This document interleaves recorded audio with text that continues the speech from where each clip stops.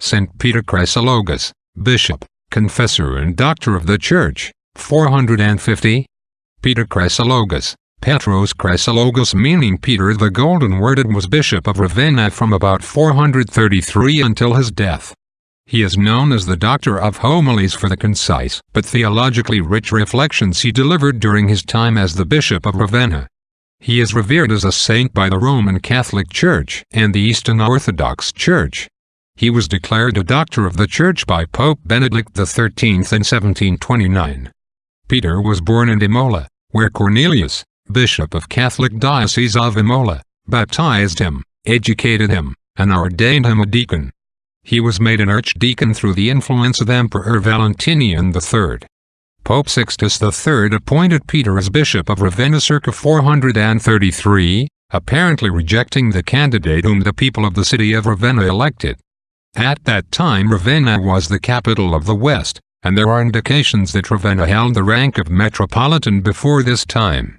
The traditional account, as recorded in the Roman Breviary, is that Sixtus had a vision of Pope St. Peter the Apostle and Saint Apollinaris of Ravenna, the first bishop of that see, who showed Peter, a young man, the next bishop of Ravenna. When a group from Ravenna arrived, including Cornelius and his archdeacon Peter from Imola, Sixtus recognized Peter as the young man in his vision and consecrated him as a bishop. People knew St. Peter Chrysologos, the Doctor of Homilies, for his very simple and short but inspired sermons, for he was afraid of fatiguing the attention of his hearers. His piety and zeal won universal admiration. After hearing oratory of his first homily as bishop, Roman Empress Galla Placidia supposedly gave him the surname Chrysologus, meaning golden-worded. His sermons are historically significant in that they reveal Christian life in 5th century Ravenna. The emperor's mother, Galla Placidia, patronized many projects of Bishop Peter. In his extant homilies, Bishop Peter explained biblical texts briefly and concisely. He also condemned Arianism and Monophysitism as heresies and explained the Apostles' Creed, the mystery of the Incarnation, and other topics in simple and clear language. He dedicated a series of homilies to St. John the Baptist and the Blessed Virgin Mary. Peter advocated daily reception of Eucharist. He urged his listeners to confide in the forgiveness offered through Christ. His surviving works attest to the Church's traditional beliefs about Mary's perpetual virginity, the penitential value of Lent, Christ's Eucharistic presence, and the primacy of St. Peter and his successors. He shared the confidence of St. Pope Leo the Great, another Doctor of the Church. A synod held in Constantinople in 438 condemned Eutyches for Monophysitism. Eutyches then appealed to Peter Chrysologos but failed in his endeavor to win the support of the bishop. The Acts of the Council of Chalcedon 451 preserves the text of letter of St. Peter Chrysologos in response to Eutyches.